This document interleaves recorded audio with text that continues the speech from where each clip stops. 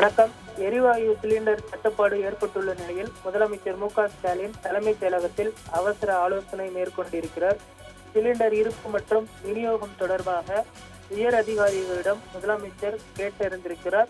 சிலிண்டர்களை தங்கு தடையின்றி விநியோகம் செய்வது குறித்து அதிகாரிகளுடன் தற்பொழுது அவர் ஆலோசனை மேற்கொண்டிருப்பது குறிப்பிடத்தக்கது. அதே போன்று ஹோட்டல் உரிமையாளர்கள், வணிகர்களும் முதல்வரை சந்தித்து பேச்சுவார்த்தை நடத்தியிருக்கிறார்கள். உடனடியாக சிலிண்டர் தட்டுப்பாடு குறித்து ஒரு முக்கிய முடிவினை எடுக்க வேண்டும் என்றும் தற்பொழுது ஹோட்டல் நிர்வாகத்தினர் மற்றும் வணிகர்களும் தெரிவித்திருப்பதும் குறிப்பிடத்தக்கது.